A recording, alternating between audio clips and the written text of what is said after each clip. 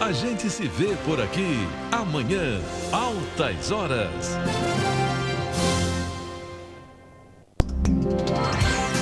Jornal da Globo, com Ana Paula Padrão.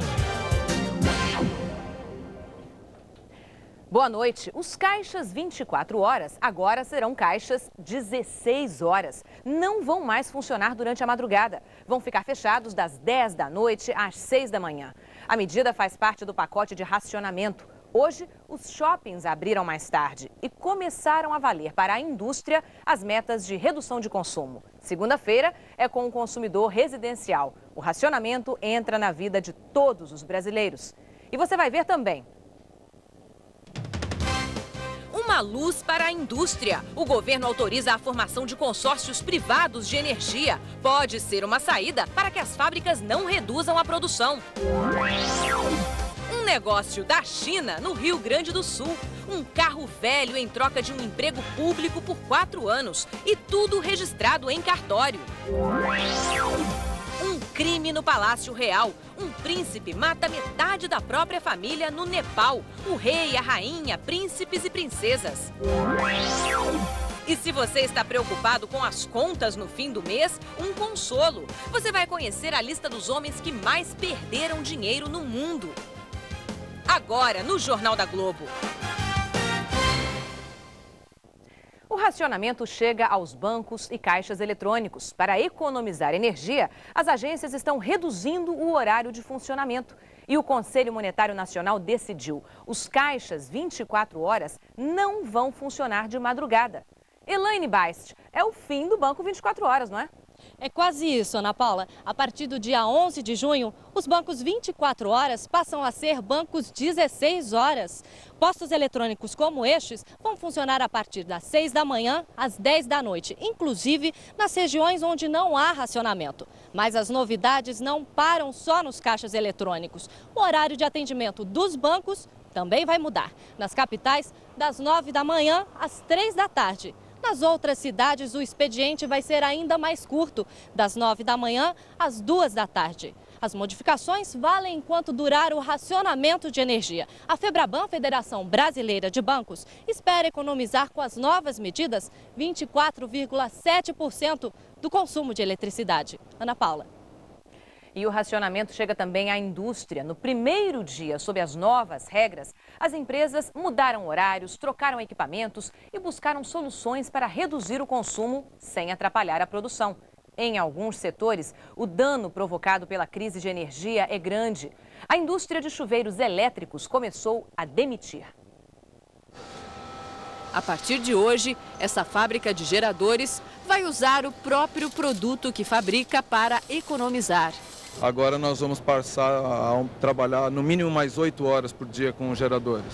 Enquanto durar o racionamento, Sudeste, Centro-Oeste e Nordeste devem reduzir o consumo em pelo menos 20%. Ou seja, de 31 mil megawatts-hora para 24 mil megawatts-hora. Mudanças de hábitos simples estão nos planos desta grande multinacional de cosméticos. Nós estamos estudando a substituição de talheres e pratos por descartáveis. Isso pode nos trazer uma economia através da redução da utilização dos equipamentos de limpeza. Para esta indústria de chuveiros e aquecedores elétricos, o dia entrou para a história. Pela primeira vez em 27 anos, a linha de produção parou. Os funcionários foram dispensados para esperar em casa a lista com o nome dos 50 que serão demitidos segunda-feira. Olha, sei não, acho que uma das melhores soluções é voltar para o norte, talvez, né? E as medidas de racionamento já resultaram em queda de consumo nas regiões Sudeste, Nordeste e Centro-Oeste. Mona Lisa Perrone, vamos aos números. Qual o tamanho dessa economia? Ana Paula, a região Nordeste foi a que mais economizou. O operador nacional do sistema calcula que a redução foi de mais de 5%. E detalhes só de ontem para hoje. Sudeste e Centro-Oeste ficaram bem atrás, uma redução de apenas 2%. Mas o número que impressiona foi divulgado agora há pouco pela Eletropaulo. O estado de São Paulo está muito perto de atingir a meta de redução do consumo determinada pelo governo. Nos últimos 30 dias, uma economia de 19,87%. Ana Paula. Os grandes consumidores industriais que ultrapassarem a cota de racionamento terão que recorrer ao MAI, o mercado atacadista de energia, para escapar dos cortes. Haverá leilões diários na internet com preços liberados. O valor do megawatt-hora vai variar de acordo com a oferta de energia. Só que antes de recorrer ao MAI, as indústrias têm uma saída. Quem gastar muito pode pegar energia emprestada de uma outra empresa que não tiver consumido toda a cota. São os chamados consórcios, que você vai ver na reportagem de José Roberto Burnier. As 12 empresas do polo petroquímico de Capoava, no ABC Paulista, consomem 70 mil kWh por mês. Sem aumentar custos e diminuir a produção, esta indústria consegue substituir equipamentos elétricos por outros a gás. E, com isso, reduzir em 50% o consumo de energia. Esses 30% que a gente estaria reduzindo acima do que o governo está solicitando, a gente estaria passando para as indústrias, clientes nossos, fabricantes de plásticos, de fibras e de borrachas sintéticas. As montadoras estão comprando mega geradores e as indústrias de autopeças querem parte dessa energia. Há possibilidade, sim, de se jogar a energia na linha e essa linha depois abastecer, dependendo da concessionária, as empresas que forem indicadas pela montadora. A vantagem do consórcio é que as empresas podem comprar energia a um preço menor do que o oferecido pelo MAI, o mercado atacadista. Seria um alívio para esta fábrica de filtros para carros. Parte da iluminação foi desligada. Estufas e compressores vão ser trocados. 2 linhas de produção deixaram de funcionar durante um turno. Mesmo assim, o consumo de energia só vai cair 11% e não 15%, como determinou o governo. Falta esses 4% que nós estamos buscando, de alguma maneira, alguém que nos forneça ou compensar com outras providências que estamos tomando. E as indústrias de baixa tensão que não cumprirem a cota de economia ainda poderão escapar dos cortes. Vão ter que negociar diretamente com as distribuidoras. E, neste caso, o preço máximo está fixado: R$ 684 por cada megawatt-hora. A repórter Verusca Donato está em Brasília. Verusca, antes de pagar esse preço altíssimo, esses consumidores menores têm alguma outra alternativa? Eles podem também fazer consórcios, como os grandes consumidores que a gente viu na reportagem agora há pouco? Podem sim, Ana Paula, mas para esses que consomem até 2.500 kWh, a regra é diferente. A troca deverá ser feita entre filiais de um mesmo grupo empresarial. Se mesmo assim não for suficiente, a troca deverá ser feita entre empresas de um mesmo setor, com a intermediação de um sindicato ou associação. Outra medida anunciada é o pagamento de um bônus para a loja ou indústria de pequeno porte que economizar energia. O dinheiro sairá da sobretaxa. O teto máximo para o pagamento do bônus é de R$ 684 por cada megawatt-hora economizado. Ana Paula. E está definido o preço do gás natural, que pode ajudar na geração de energia. Será fixado em real nos próximos 12 meses. A diferença entre a variação do dólar e o real será financiada pela Petrobras. E depois de um ano, quem paga é o consumidor na conta de luz. A medida vai beneficiar as usinas termoelétricas que entrarem em operação até junho de 2003. E um racionamento que vai além da economia de energia. Numa cidade de Pernambuco, a iluminação pública diminuiu e a segurança também. A população reclamou e o prefeito determinou que bares e restaurantes fechem mais cedo. É o toque de recolher. A iluminação de Igaraçu, na região metropolitana do Recife, foi reduzida pela metade. As ruas escuras e pouco movimentadas são um motivo de preocupação para os moradores. O toque de recolher vai ser fiscalizado por policiais militares. Os bares e restaurantes que descumprirem a medida vão ter a licença cassada. Nos fins de semana, os bares e restaurantes só vão poder funcionar até às 2 horas da manhã. De segunda a quinta, o toque de recolher é ainda mais cedo, à meia-noite. A primeira reação veio dos comerciantes. Prejuízo grande. Nossos clientes são chamados cliente bacurau, né? Só vem à noite. O prefeito precisou ir às ruas para tentar convencer os moradores. Se a gente tem hoje um índice de violência alto, com 50% da iluminação pública de Igaraçu apagada, a gente acha que vai aumentar. Na cidade não se fala em outra coisa. A população que nunca enfrentou uma situação como essa está dividida. Eu acho que é bom, né? Eu sou contra porque o toque de recolher, isso me lembra que a guerra, o nazismo. Vai fazer o que na rua? 2 horas da manhã o cara não tem o que fazer? Isso é ruim ou é bom? É bom. Horrível. Não há sentido cerceamento da liberdade de ir e vir. E veja daqui a pouco, o governo vai ao Supremo para garantir a cobrança das sobretaxas e o corte de energia para quem não economizar. Enquanto falta água em algumas usinas, o lago de Tucuruí transborda e inunda casas.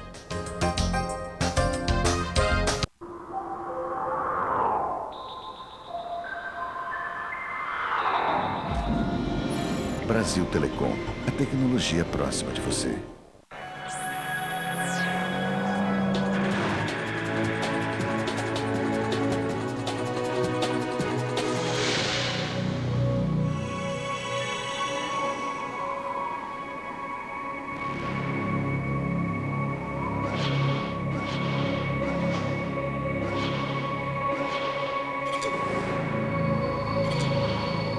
Ford Focus. O que mais que você quer?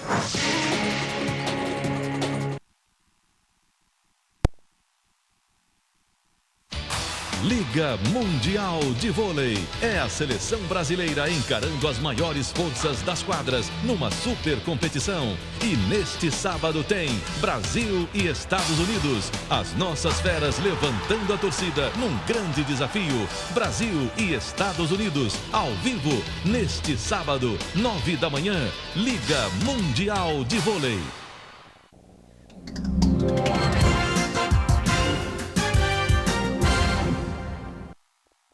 A indústria já está no racionamento, o consumidor residencial entra na segunda-feira. A semana vai começar com o desafio de tentar economizar 20% de energia para escapar dos cortes. Vamos voltar a Brasília com a repórter Verusca Donato. Verusca, será que o governo vai ser mesmo rigoroso nesses cortes?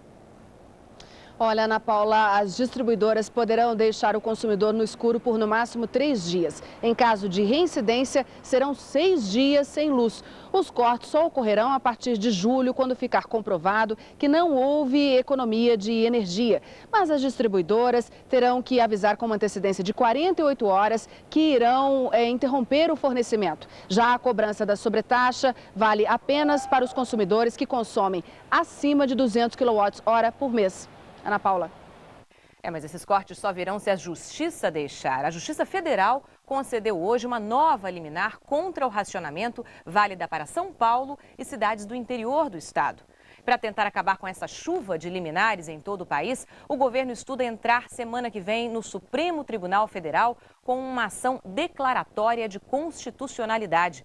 A intenção é tentar vencer no Supremo para anular as ações em instâncias inferiores. No momento, há liminares contra a cobrança da sobretaxa e o corte do fornecimento de energia em Minas, no Rio e no Ceará. E há ainda a liminar de Marília, interior de São Paulo, válida para todo o país. A hidrelétrica de Tucuruí fechou as comportas para aumentar a reserva de água e se preparar para o período de estiagem. O nível de água do lago subiu tanto que inundou casas vizinhas. O lago de Tucuruí chegou a mais de 73 metros de altura. A empresa queria que o lago enchesse até 74 metros. Mas hoje a água começou a transbordar pela barragem. Invadiu casas e assustou os moradores de uma pequena vila às margens do lago. A empresa disse que vai construir uma barreira de aço para conter a água, que ainda assim deverá inundar 300 propriedades. Os proprietários serão indenizados. Apagão em Pernambuco. Um bairro do Recife está sem luz desde as 2 horas da manhã. E no fim da tarde, outras cidades foram atingidas. O repórter Evaristo Filho está no Recife. Evaristo, o que provocou essa falta de luz? Ana Paula, de acordo com a concessionária de energia, foi um problema técnico numa subestação da Chesf que fica na divisa com a Paraíba. O apagão começou às 5h30 da tarde e durou 15 minutos. A falta de energia atingiu as cidades de Itamaracá, Itapissuma, Abreu e Lima e Igaraçu, que juntas têm uma população de 200 mil pessoas. E neste bairro, na zona oeste do Recife, a situação é mais grave. Os moradores estão sem energia elétrica desde as 2 horas da manhã. Mais de 500 famílias moram no local. E para enfrentar tanta escuridão, a única saída é acender velas. A concessionária de energia ainda não identificou a causa deste apagão. Ana Paula. E veja em instantes um crime real. O príncipe herdeiro do Nepal mata a família e comete o suicídio. E o comerciante do Rio Grande do Sul que trocou o carro velho por um emprego público na Câmara. O Vale Tudo está de volta. Ofertas brutais. Condições de pagamento animais. E preços pequenininhos. Com respeito, hein? Vale Tudo Fiat Mini Smart com entrada de R$ 990 mais 48 vezes fixas. Corra, porque na Fiat vale tudo para você sair de carro zero.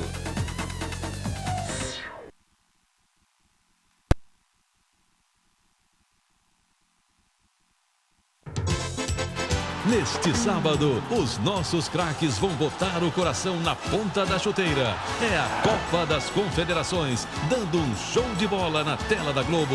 Brasil e Canadá. Vamos torcer juntos pela nossa seleção. Ao vivo, neste sábado, 5 da manhã.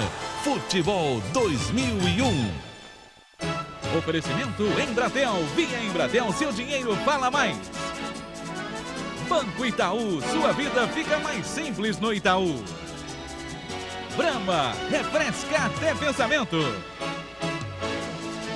Copper, para você jogar o futebol dos seus sonhos. E Guaraná Antártica, patrocinador oficial da Seleção Brasileira de Futebol.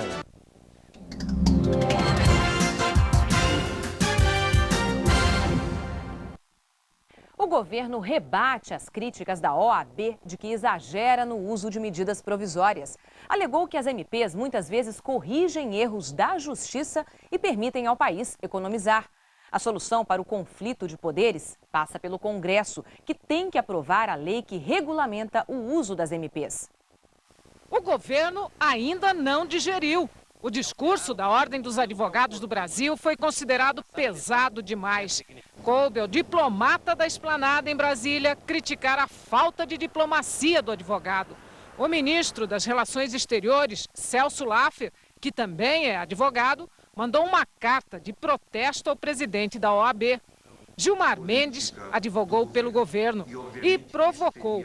Há irregularidades em processos contra o governo que cobram grandes indenizações. Foi o argumento que usou para justificar o uso excessivo de medidas provisórias. Quando nós evitamos essas mega indenizações, muitas decorrentes de perícias falsas, de adulterações, de uma defesa deficiente, não no interesse de uma minoria oligárquica privilegiada. O autor do discurso que incomodou o presidente Fernando Henrique Cardoso reitera tudo o que disse. O presidente do Superior Tribunal de Justiça entrou na briga. Paulo Costa Leite disse que as medidas provisórias são importantes, mas concorda com as críticas de Aprobato. O Poder Executivo necessita realmente de um instrumento ágil, exatamente para aqueles casos de urgência e de relevância. Agora, isso hoje, quero crer, ninguém nega mais no país, é a necessidade de haver a regulamentação. O projeto que regulamenta o uso de MPs está na Câmara, mas entra e sai da pauta por falta de acordo. O governo não aceita o texto como está. E com a base aliada não muito firme, tudo indica que está longe o entendimento para garantir a votação. Um vereador de Passo Fundo, no interior do Rio Grande do Sul, pode ser cassado por ter vendido um cargo público. Ele está sendo acusado de ter trocado um carro por um emprego de 4 anos. A reportagem é de Paulo Renato Soares.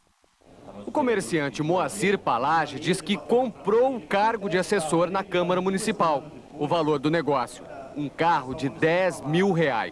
Agora, sem emprego, quer o automóvel de volta. Houve um negócio e eu quero apenas me ressarcir do meu bem de volta. Para o vereador João dos Santos, a história é diferente. Eu comprei o automóvel dele, dei entrada, nós fizemos o negócio do carro realmente. O que o vereador não esperava era que o ex-assessor tivesse registrado a negociação em cartório. Pelo termo de compromisso, Moacir teria que ficar contratado durante 4 anos, recebendo salário de R$ 1.200 por mês. O documento tem a assinatura do vereador. O próprio vereador João dos Santos foi que editou a maneira que ele queria que fosse feito o contrato. Eu assinei um papel em branco para ele fazer uma procuração para, em meu nome, passar os documentos para mim. A Câmara Municipal de Passo Fundo instalou uma comissão de ética para analisar o caso. O relatório final, que pode sugerir até cassação de mandato, fica pronto em 30 dias. Não estou acreditando que seja verdade, isso é inadmissível. Nas ruas, ninguém acredita que o vereador tenha sido tão ingênuo. O senhor não assinaria? Não. Para ninguém? Mas nem para meu pai. O primeiro-ministro de Israel, Ariel Sharon, mandou fechar as fronteiras com os territórios palestinos depois que um atentado suicida matou 16 israelenses e feriu mais de 80 em Tel Aviv. O grupo Jihad Islâmica assumiu a responsabilidade pelo pior ataque em 8 meses de revolta palestina. O ataque aconteceu pouco antes da meia-noite, hora local, numa área cheia de cafés e bares na orla de Tel Aviv. Um suposto militante palestino se misturou aos jovens que aguardavam na fila para entrar numa discoteca e detonou os explosivos amarrados ao corpo. O governo do primeiro-ministro Ariel Sharon responsabilizou o líder palestino Yasser Arafat pelo massacre. Recentemente, Sharon declarou um cessar-fogo, mas a proposta foi rejeitada pelos grupos extremistas Hamas e Jihad Islâmica. O ataque aconteceu no dia em que os palestinos enterraram o líder Faisal al-Husseini, transformando a dor da perda em manifestação de fúria contra Israel. E um massacre em família deixa em polvorosa o reino do Nepal, no centro-sul da Ásia. O príncipe herdeiro de Pendra matou a tiros o rei, a rainha e vários membros da família real e depois cometeu suicídio. Os números da tragédia ainda são conflitantes. Um ministro falou em até 11 mortos. Segundo a imprensa nepalesa, desentendimentos com a rainha por causa da noiva escolhida pelo príncipe teriam provocado o massacre durante o jantar da sexta-feira. Situado na costa da Cordilheira do Himalaia, entre a China e a Índia, o Nepal é uma monarquia parlamentarista de quase 24 milhões de habitantes. O rei Birendra subiu ao trono em 72 e hoje foi assassinado dentro do próprio Palácio Real pelo filho de 30 anos. Segundo autoridades locais, o príncipe de Pendra morreu horas depois num hospital militar em consequência de um tiro disparado por ele mesmo. Entre os mortos estariam também mais 2 filhos, um irmão e 2 irmãs do rei. E você vai ver daqui a pouco, você vai conhecer os homens que mais perderam dinheiro no mundo. E os gols da Copa das Nações. A Austrália, quem diria, vence a França. E a Coreia elimina o México. Daqui a pouquinho no programa do jogo eu vou começar com o humorista Sérgio Rabelo, com um multi-instrumentista internacional, um gênio, toca todos os instrumentos, Kurt Brunus, e também o ginecologista, que é um assunto que interessa a todos e principalmente a todas, Eliezer Berenstein. E é daqui a pouquinho no programa do jogo.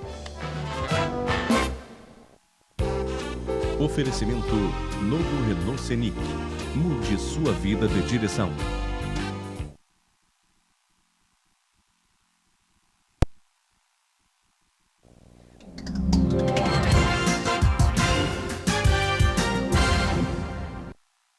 O Brasil enfrenta o Canadá logo mais às 5 da manhã pelo Grupo B da Copa das Confederações. O jogo vai ser em Kashima, no Japão, com transmissão ao vivo pela Globo. Pelo Grupo A, na Coreia, hoje foi o dia da zebra. O México é eliminado da Copa das Confederações ao perder para a Coreia. Hwang abre o placar para os coreanos. Ruiz cobrando falta, deixa tudo igual, 1-1. Nos acréscimos, Yu dá a vitória para a Coreia por 2-1. A França, atual campeã mundial e europeia e líder do ranking da FIFA, perde para a inexpressiva Austrália. Zane faz o único gol do jogo. Os australianos lideram o Grupo B com 6 pontos. Tênis, Guga vence o marroquino Karim Alame e fica a 4 vitórias do tricampeonato de Roland Garros. A vitória de Guga hoje sobre Karim Alame não foi fácil. 3-1 com mais de 3 horas de jogo. O último ponto veio após essa troca de bolas e do erro do marroquino. O adversário de Gustavo Kuerten nas quartas de final é o americano Michael Russell, a surpresa do torneio. Ele é o número 122 do mundo. Bilionários rebaixados a milionários. Até o ano passado, o céu parecia o limite para as empresas de alta tecnologia. Mas a festa acabou. E com a queda nas ações da Bolsa Eletrônica, bilhões de dólares simplesmente evaporaram. Agora, os novos magnatas disputam o posto de maior perdedor, como mostra de Nova York a correspondente Heloísa Vilela. É o clube dos bilionários perdedores. Invenção da revista Fortune, uma lista de quem mais perdeu dinheiro no último ano. O campeão, Michael Saylor, dono da MicroStrategy. Ele já foi o homem mais rico de Washington, até perder 13 bilhões de dólares. Passou de bilionário a milionário em meses. A queda das ações de tecnologia empobreceu os empresários da internet. Jeff Bezos ainda tem 1 bilhão e 700 mil dólares, mas o dono da Amazon perdeu 10 bilhões e abraçou um desafio: fazer com que a empresa dê lucro pela primeira vez este ano.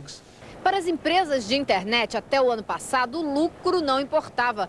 Bastava uma boa ideia para atrair investimentos, montar uma empresa e lançar ações no mercado. De um dia para o outro, o preço das ações disparava e o dono da empresa ficava rico. Mas a festa acabou no fim do ano passado.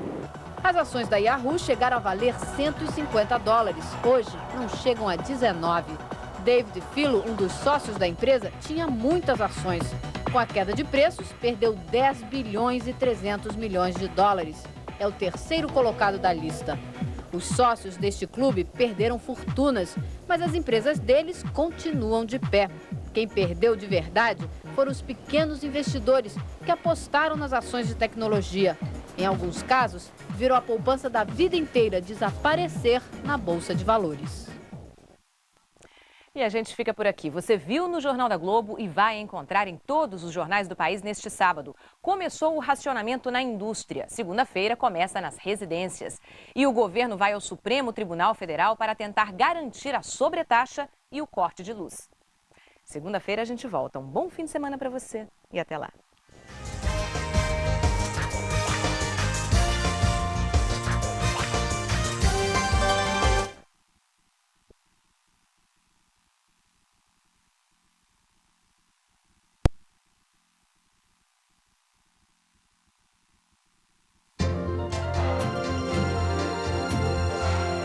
Globo, a gente se vê por aqui. Dia 18, estreia A Padroeira.